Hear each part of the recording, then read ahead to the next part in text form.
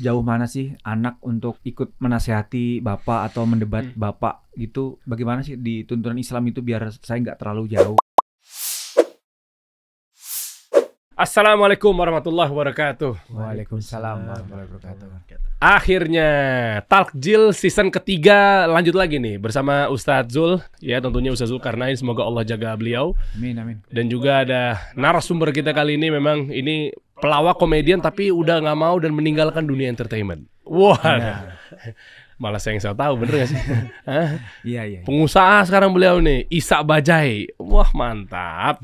Jadi kalau tayangan di Takjil kali ini memang kita bebaskan kepada narasumber untuk nanya kepada Ustadz, yang tentunya nanya apapun, anything bebas. Jadi saya sengaja bawa Ustadz Zul karena memang Ustadz yang bisa ditanya apapun. Tidak ada rahasia-rahasiaan. Oke. Apapun insya Allah beliau menguasai, ahli fikih. Wah, berat. Silakan Mas Isa. Assalamualaikum Ustadz. Assalamualaikum warahmatullahi wabarakatuh. Ustadz Zul. Jadi kan sekarang benar yang dibilang Mas Dery ini, kalau saya udah meninggalkan dunia keartisan saya dan saya sekarang buka usaha warung makan di Magetan sana. Ya. Dia udah berjalan 2 tahun warung saya ini. Nah, ya saya tahu warung tuh nggak selalu rame, selalu nggak sepi juga. Tapi kok kadang-kadang tuh ada yang komen atau ada yang ngasih tahu bahwa warung saya tuh kok kenapa selalu tutup padahal di jam-jam buka gitu. Harus lapor orang pinter dong. Makanya saya tanya apakah kalau di maksudnya dari memang realnya buka, Bang. Realnya buka. Masih yakin gitu buka? Masih yakin buka. Karena di jam makan siang katanya lewat itu kok tutup terus, kenapa gitu. Padahal saya ada hari tutup, emang di hari Senin kami tutup. Cuma itu di hari-hari lain kok tutup juga gitu katanya. Kata orang? Iya. Padahal buka. Padahal buka. Bahkan teman sendiri juga bilang begitu. Kok tutup terus nyapo gitu. Adu-aduan orang pintar berarti pakai ilmu putih aja, Ustaz. Kan ilmu hitam nggak boleh, dukun. Kalau ilmu putih berarti boleh dong, kan pakai ayat-ayat, Ustaz. Nah itu gimana? Kalau dari sudut pandang Islam apakah ada seperti itu atau gimana? Sebelumnya mungkin Ustaz sehat ya, Ustaz ya? Ya alhamdulillah. Alhamdulillah. Fadhal, jelek sedikit aja. Ya, siap. Habis pulang dari Madinah musim dingin kayaknya nih, Ustaz ya. Barakallahu fiik. Bismillahirrahmanirrahim. Alhamdulillahirabbil alamin. Wassalatu wassalamu ala al-mabuthi rahmatan lil alamin nabiyina Muhammad wa ala alihi wa sahbihi wa man tabi'akum bi ihsanin ila yaumiddin, amma ba'd. Jadi biasa ya kalau Dery kan memang motivator beliau. Coba kalau saya harus bicara datar. Jadi gak semua hal yang saya bisa jawab. Siap, Ustaz. Ya dan itu apa namanya, kata sebagian ulama, jadi siapa yang ditanya dan dia menjawab segala pertanyaan, itu orang tidak waras katanya. Kok bisa jawab semua ya? Iya, bisa jawab semua. Ngawur-ngawuran ya. Ngawur, jadi ini bukan keahlian jadi jawab juga, itu kan nggak waras. Jadi paling kalau saya tanya ya ditanya apa yang saya bisa jawab, saya jawab. Masya Allah. Ya. Barakallahu fiik. Allah barik tawadu beliau. Kemudian yang kedua terkait dengan pertanyaan tadi. Ini memang ada hal-hal yang seperti itu terjadi ya di tengah masyarakat, kita jumpai keluhan yang seperti itu. Kadang ada gangguan dari syaitan, kadang ada sebagian orang yang hasad. Hasad itu dia bisa menimpakan kejelekan kepada orang, kadang dengan pandangan matanya yang hasad, atau kadang dia pakai dukun-dukun, atau dia pakai apa namanya, orang-orang yang memang di lingkaran syaitan ini. Nah, jadi itu sebab-sebab. Pada dasarnya seorang muslim itu dia kan bersandarnya kepada Allah Subhanahu wa taala. Jadi hal-hal yang terkait dengan orang buat begini begitu, kalau kita pikirin semua, jadi sempit hidup kita. Kemudian kalau kita serahkan segala sesuatu itu kepada Allah, itu lebih ringan, lebih mudah. Ya, dan itu adalah bentuk dari tawakal sebenarnya. Dan itu sebenarnya adalah solusi. Nah, karena dalam Al-Quran dikatakan wa may yatawakkal 'ala Allahi fa huwa hasbuh. Barang siapa yang bertawakal kepada Allah, maka dialah Allah yang mencukupinya, mencukupi segala sesuatu. Ya. Jadi hal yang terkait dengan hasad, gangguan dari luar, menggunakan syaitan, itu kan memang kita dibekal dalam Al-Quran, bahkan turun kepada Nabi SAW 3 kul itu, Qul huwallahu ahad, Qul a'udzu birabbil falaq, Qul a'udzu birabbin nas. Khususnya 2 kul yang terakhir itu turun di Kejadian. Nabi SAW itu kena hasad sama orang-orang Yahudi sampai beliau disihir. Jadi sisa-sisa rambut beliau itu yang bekas sisir itu dipungut oleh orang Yahudi, kemudian dibuat buhul-buhul, disimpan di sumur yang sangat kotor di situ di kota Madinah. Kemudian mereka pakai syaitan untuk menyihir Nabi. Nah, dan pengaruhnya Nabi itu kadang di tengah keluarganya beliau berpikir sudah melakukan sesuatu padahal beliau belum melakukan itu. Nah, itu pengaruhnya. Dan itu pernah terjadi. Dan itu syah di dalam hadits riwayat Bukhari dan Muslim. Iya. Tapi tentunya ini dalam kehidupan biasa ya, bukan di dalam tugas beliau sebagai seorang rasul. Itu tidak berpengaruh di wahyu sama sekali. Akhirnya turunlah Jibril dalam mimpi. Kemudian Jibril bersama malaikat. Kemudian ditanya ini orang lagi apa? Yang ditanya Nabi Muhammad sedang berbaring. Katakan ini orang lagi kena sihir. Kemudian turun juga 2 surah. Qul a'udzu birabbil falaq, Qul a'udzu birabbin nas. Qul a'udzu birabbil falaq itu kan kita membaca perlindungan-perlindungan dari gangguan yang berasal dari luar. Gangguan tukang sihir, gangguan pandangan orang yang hasad, kegelapan, kejelekan. Nah, itu kita baca agar supaya kita terhindar. Makanya obat yang paling bagus itu, kalau misalnya kondisinya seperti warung di situ ya, itu ada 2. Pertama, kita lihat dulu ke faktor orang yang ada di warungnya, pemiliknya.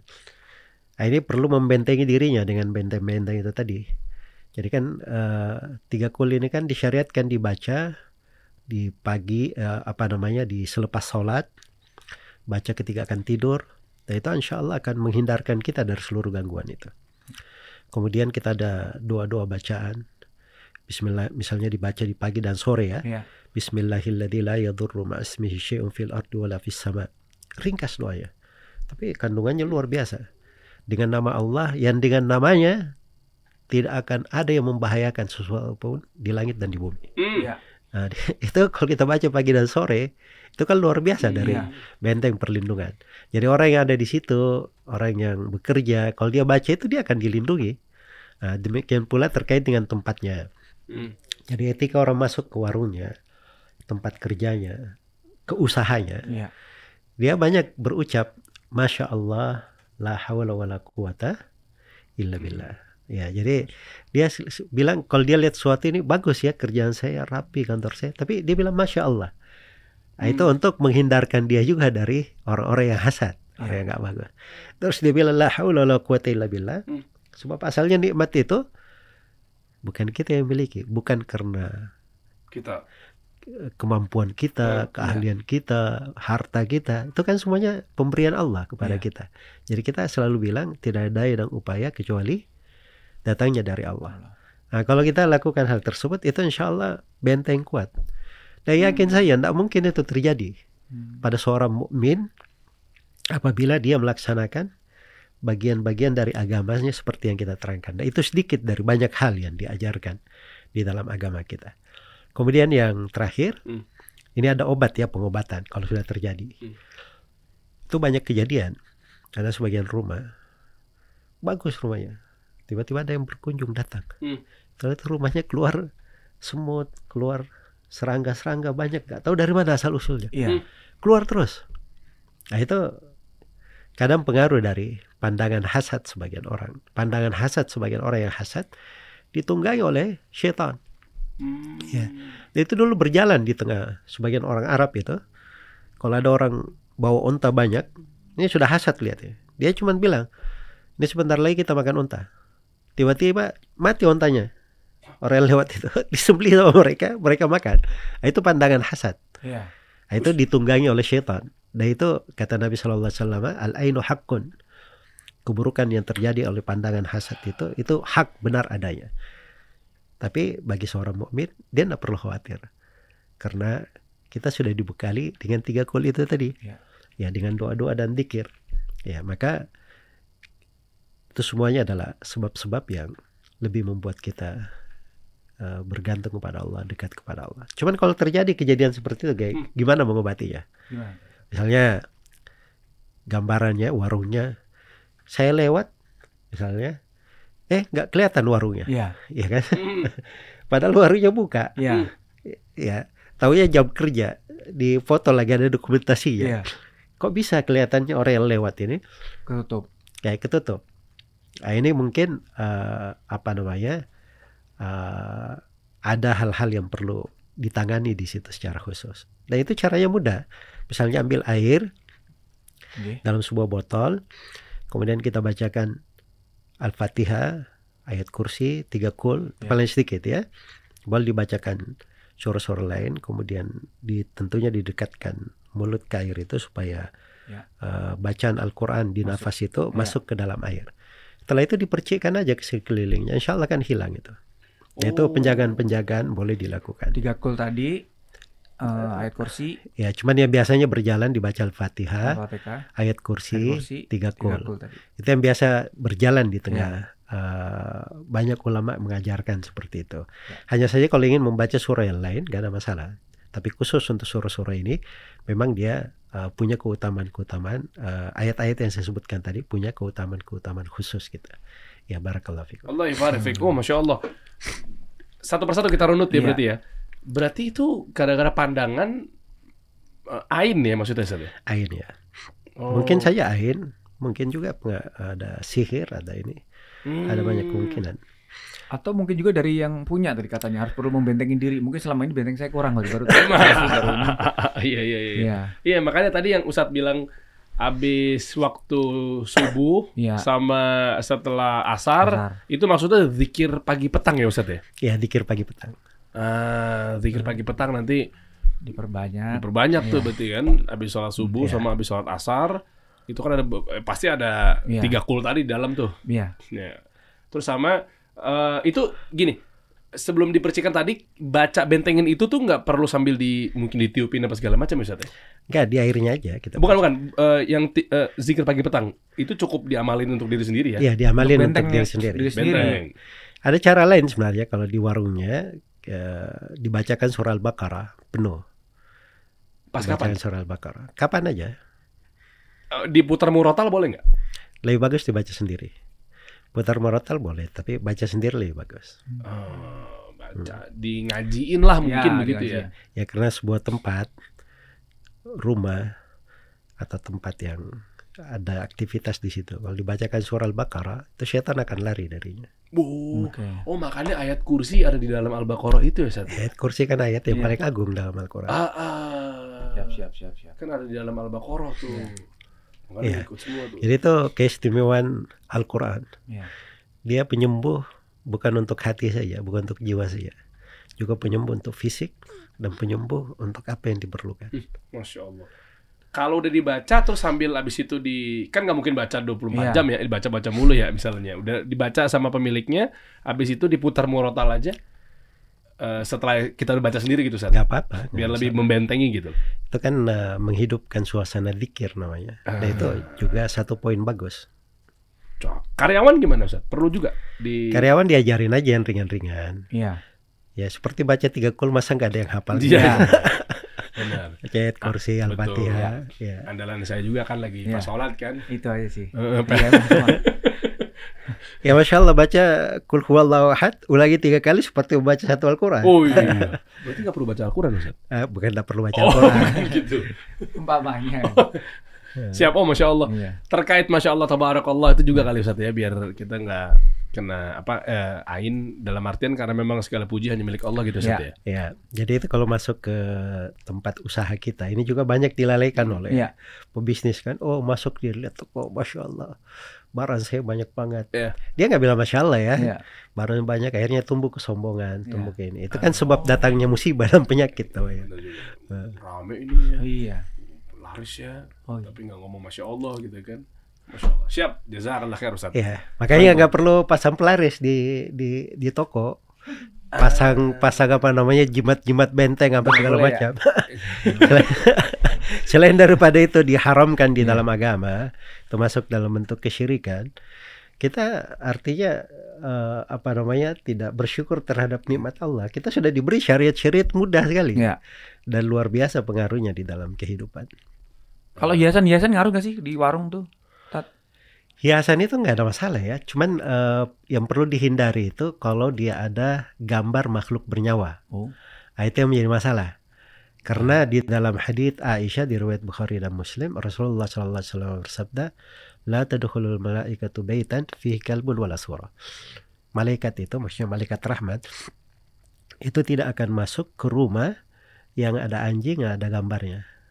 Nah, jadi malaikat rahmat gak masuk. Jadi yang masuk nanti gimana kalau syaitan semua yang masuk ke situ ya? Bisa masuk ke jin, berarti bisa masuk ke lukisan yang bernyawa. Nah, itu tempat tinggal mereka sebenarnya. Di hal-hal yang apa seperti patung, gambar makhluk bernyawa. Itu semuanya kan pada hal-hal yang sifatnya maksiat. Itu tempat mereka, tempat yang nggak bagus. Makanya jin dan syaitan itu kan tempatnya yang paling leluasa kan dia di WC, karena WC kan memang bukan tempat tinggalnya manusia asalnya.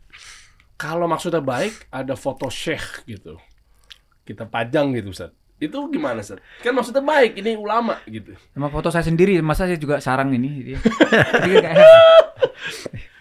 Gimana, Ustaz? Meskipun maksudnya baik, tetap aja bernyawa ya, Ustaz? Ya foto orang tua supaya ingat keluarga gitu kan. Ya kalau niat-niat bagus aja, cuman dari sudut apa namanya, kesampaian pada niatnya atau tidak itu menjadi masalah karena syariat mengharamkan itu. Boleh berarti ya. Boleh. Ada nggak di situ? Nggak, selain daripada itu, ini juga sebenarnya foto itu, gambar-gambar itu bisa mengantar kepada hal-hal yang diharamkan yang lainnya. Nah itu kan seperti yang kita saksikan sekarang kan, terlalu banyak masalah gara-gara media, gambar ini. Terus di masa dahulu itu kaumnya Nabi Nuh awal kali jatuh dalam kesyirikan itu gara-gara gambar juga. Gimana ininya mereka, orang-orang salihnya hidup di tengah mereka selalu memberi nasihat. Mereka luar biasa, orang salih di tengah mereka. Nah begitu orang salihnya meninggal, siapa yang memberi nasihat? Akhirnya mereka masih ingat pesan-pesannya gitu.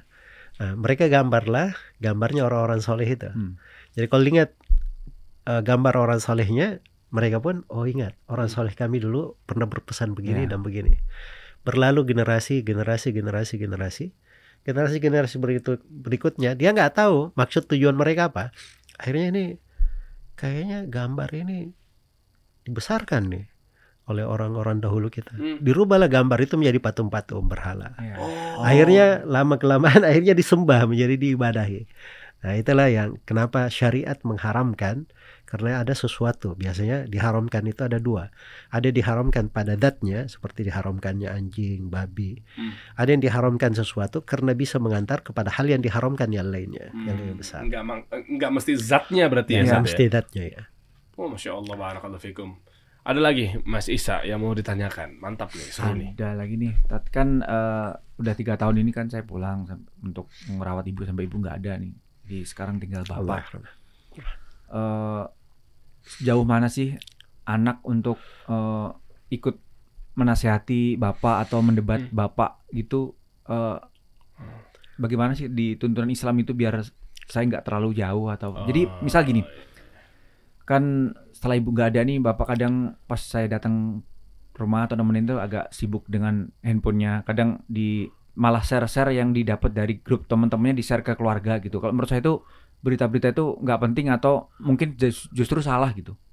Belum tentu kebenarannya gitu. Jadi sejauh mana saya boleh menasihati atau mendebat bahwa itu mengasih tahu kalau itu berita tuh hoax apa salah gitu. Ya pertama apa namanya, orang tua ini kan ladang pahala kita. Ya. Bisa dikatakan surga dunia. Ya itu subhanallah ya. Ibu itu adanya ibu, orang tua. Itu luar biasa ya. Terasa tuh kalau orang sudah kehilangan orang tua baru terasa ada surganya yang sebagian dari kehidupannya atau banyak dari kehidupannya yang hilang. Jadi ketika Allah masih memberi anugerah kepada kita semua, ada orang tua yang kita miliki, masih kita bisa berbakti, maka itu pintu ketaatan. Nah, itu sebab yang memasukkan ke dalam surga. Itu nikmat yang sebenarnya harus kita hargai, kita jaga. Dan kalau kita menghargai nikmat itu bagian dari kesyukuran. Dan kesyukuran itu akan membuat nikmat itu menjadi langgeng, nikmat itu bertambah. Dan syakartum la azidannakum. Kalau kalian bersyukur, sungguh aku akan menambah kalian. Itu firman Allah Subhanahu wa taala. Jadi kalau misalnya di di sudut orang tua melakukan sebagian kesalahan, ya kita tegur dengan cara yang baik. Biasanya orang tua itu kan tabiatnya namanya yang melahirkan kita, yang merawat kita. Kita dulu dari nggak tahu apa-apa bisa menjadi tahu sesuatu. Itu kan pasti tidak lepas dari jasa mereka juga kan. Jadi memberitahunya juga kadang memang perlu diberitahu dengan cara yang bagus, dengan etika yang baik. Apalagi kesalahan yang seperti itu terjadi pada banyak orang. Ya. Sekarang kan orang-orang gampang sekali menelan informasi. Ada WA masuk langsung di-share di sana sini. Sudah sampai ke jagat dunia, diviralkan segala macam. Padahal dia sendiri nggak tahu ini berita benar atau tidak. Dan itu sudah bagian dari dosa sebenarnya. Yang kita tahu itu dosa, kita siarkan itu. Jangankan yang kita tahu itu dosa kita siarkan, yang kita belum tahu ini dosa, tapi kita siarkan, itu kadang bisa menjadi sebab bahaya untuk kita. Karena itu dalam hadits Abu Hurairah di riwayat Bukhari dan Muslim, Rasulullah SAW bersabda, Inna ar-rajula la yatakallamu bil kalima la yatabayyanu fiha yazillu biha ila an-nar ab'ada ma bainal masyriqi wal maghrib. Sungguhnya seorang lelaki itu kadang dia berbicara dengan sebuah kalimat. Ini satu kalimat, satu kata dia berbicara. Tapi dia tidak perjelas kalimat ini. Kalimat ini menyeret dia ke dalam neraka sejauh timur dan barat. Sejauh timur dan barat. Jadi maksudnya hal-hal yang seperti ini itu perlu kita sampaikan sebagai nasihat bersama untuk menjaga. Jadi kalau menyampaikan sesuatu, kita sampaikan pada sesuatu yang benar. Kita yakini ada manfaat di situ. Berguna untuk orang lain. Ada sesuatu, ada manfaatnya. Tapi kalau disampaikan kepada orang lain, belum tentu dia bermanfaat. Nah, ini juga tidak cocok juga untuk disampaikan. Karena itu para sahabat sendiri kadang ditegur pada hal yang seperti itu. Menyiarkan berita bukan wewenang mereka menyiarkan. Sampai turun ayat khusus dalam Al-Quran memberi adab dan etika di dalam hal tersebut. Wa idza ja'ahum amrun minal amni awil khaufi ada'u bih. Apabila datang kepada mereka berita yang mengandung ketenangan atau ketakutan, mereka langsung sebarkan. Ditegur para sahabat. Walau rudduhu ila rasul wa ila ulil amri minhum. Andai kata berita itu dikembalikan dulu kepada Rasul dan orang-orang yang punya wewenang di tengah mereka. Nah, ini pada hal-hal yang terkait dengan maslahat umum biasanya. Maka itu tidak semua orang bisa menyampaikan hal yang seperti itu. Saya kasih contoh sederhana ya. Misalnya, saya jalan-jalan ke gunung. Oke. Terus saya lihat ada banyak bongkahan emas di situ. Ya ternyata ini gunung emas, ya kan? Saya siarkan ke masyarakat, di sana banyak emas, serbu. Kira-kira apa yang terjadi? Rame. Pada ke sana. Ya bukan pada ke sana aja, bukan rame aja, mungkin saling bunuh-bunuhan. Rebutan ya? Iya, berebut. Dan itu sudah terjadi di banyak tempat. Ini kan beritanya berita bagus kan? Tapi saya sampaikan ke masyarakat itu nggak benar. Ya kan? Sebab ini berita mengandung keamanan, suatu yang baik, tapi nggak terkontrol hasilnya. Harusnya yang seperti ini disampaikan dulu ke pemerintah, pihak yang berwenang, mereka yang mengatur.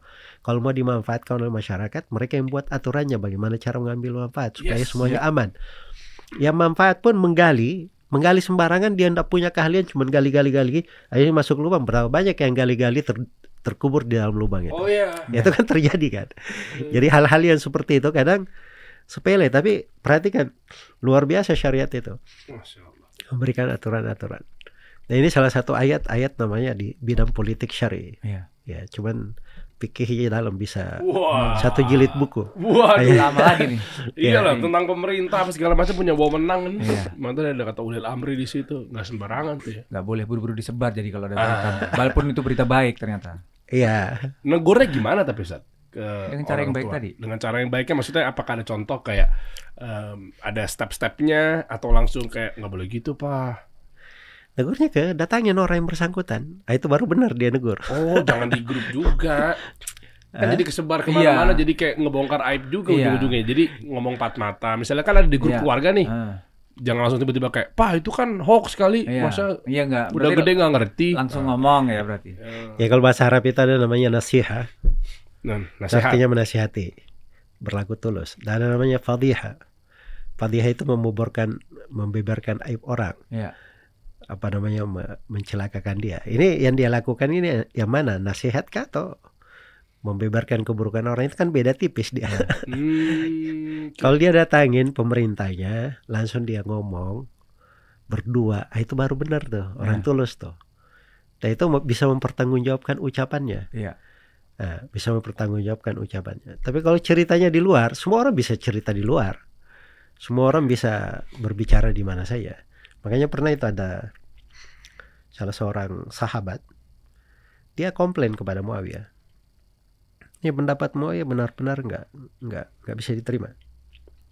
Tapi dia nggak ngomong ke orang, datang ke Muawiyahnya, datang ke Muawiyah, duduk.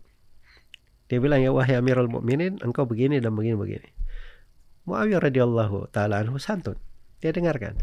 Begitu selesai, Muawiyah menjelaskan kenapa dia bersikap seperti itu atau berpendapat seperti itu.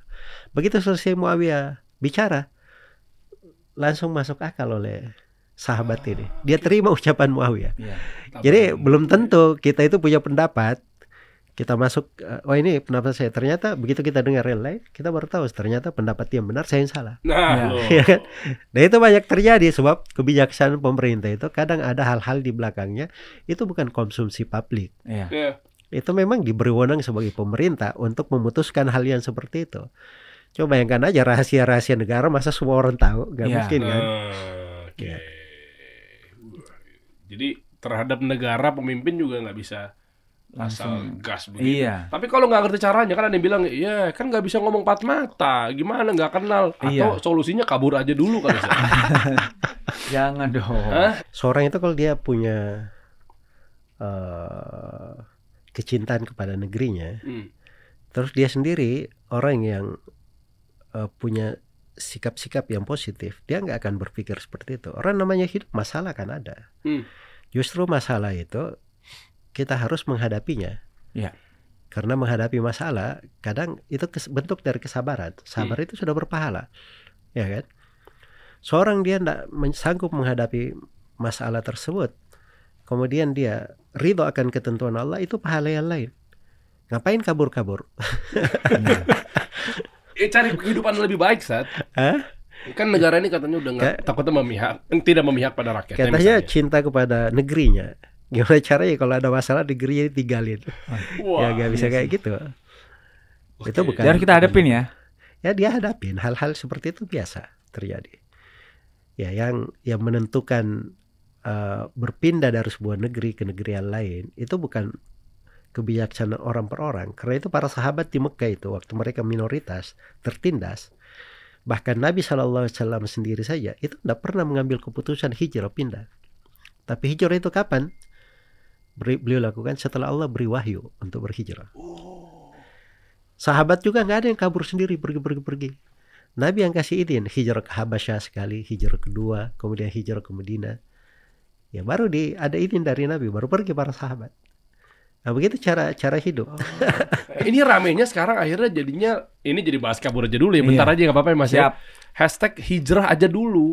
Sekarang katanya ada yang bawa-bawa loh, sampai-sampai bawa ada konten kreator besar. Loh bukan nggak masalah ya, Nabi aja hijrah dari Mekah ke Madinah kok untuk kehidupan lebih baik. Bawa-bawa begitu sekarang Sat. Ya, itu lain konteksnya, itu salah paham. Jadi itu tadi orang-orang yang hanya belajar agama, cuma lihat dari depan-depannya, tidak tahu hakikatnya, itu yang bikin masalah sebenarnya. Ya karena itu ada hikmahnya sebagian ulama ya. Mereka katanya menghancurkan alam semesta ini ada 4. Yang pertama, setengah ahli ilmu akidah terkait dengan keimanan. Yang kedua setengah ahli fikih. Yang ketiga setengah ahli bahasa Arab. Dan yang keempat setengah ahli kesehatan, setengah dokter. Nah, ini 4 orang yang menghancurkan alam semesta. Yang pertama setengah orang yang paham tentang iman, karena dia akhirnya merusak keagamaan orang. Setengah ahli fikih ini yang merusak negeri-negeri, menghancurkan negara-negara, karena dia pahami sepotong-sepotong. Kayak hijrah itu tadi. Hijrah itu ada konteksnya. Itu hijrah dilakukan, ajakan untuk hijrah seperti itu hanya berasal dari kepala negara. Ya, itu terjadi. Nah, itu konteks di dalam memahami agama. Karena itu saya sudah sebut tadi, sahabat itu nggak ada yang hijrah sendiri-sendiri, tapi Nabi yang memberi arahan. Sallallahu alaihi wasallam. Baik, kemudian yang ketiga yang menghancurkan itu ada namanya setengah ahli nahwu, sebab ini menghancurkan lisan orang. Nah, yang setengah lagi setengah dokter, sebab ini menghancurkan badan orang. Jadi ada yang menghancurkan agamanya, ada yang menghancurkan negerinya, ada yang menghancurkan lisannya, ada yang menghancurkan badan orang. Ya. Masya Allah, barakallahu fikum. Iya, dengan jago bahasa Arab. Iya. Kesannya kan dalil dan lain sebagainya gitu kan. Itu kan kesannya, wah ini udah pandai nih dia nih. Lisannya, ilmunya, Masya Allah. Barakallahu fikum Ustaz. Gimana Mas Isa? Ada lagi yang mau ditanyakan? Aman sih. Terakhir, cukup? Cukup. Wah, langsung cerah. Mau kemana abis ini? Mau kabur? Enggak lah, kan buka bersama, bukber. Oh iya, abis ini buka bersama. Iya. Barangkali mungkin takutnya ada lagi yang mau ditanyakan, terakhir masih bisa saya kasih kesempatan sih. Pas banget. Iya, jadi sempat pas pulang itu kan banyak yang nanya juga akhirnya kenapa mutusin pulang, bahwa ada keutamaan bahwa emang semua anak harus berbakti sama orang tuanya, dan ada untuk mengurus orang tua itu lebih utama anak laki-laki apa perempuan nih sebenarnya? Cakep pertanyaannya. Saya kan cuma 2 bersaudara tuh. Sebenarnya sih nggak ada debat juga sama kakak saya, cuma teman-teman tuh yang akhirnya menyaksikan kisah saya itu pada menanyakan emang iya bener apa anak laki-laki itu harus lebih mengurus ketika orang tuanya udah mulai tua dan sakit-sakitan, tuh apa harus anak laki-laki, walaupun semuanya pasti harus sebenarnya punya kewajiban untuk mengurus, apa ada tingkatannya lebih anak laki-laki? Dalam hal berbakti kepada orang tua itu nggak ada perbedaan. Nggak ada perbedaan laki dan perempuan. Justru di situ lahan ketatan. Siapa yang paling bagus berbakti pada orang tuanya, dia yang paling hebat. Ya.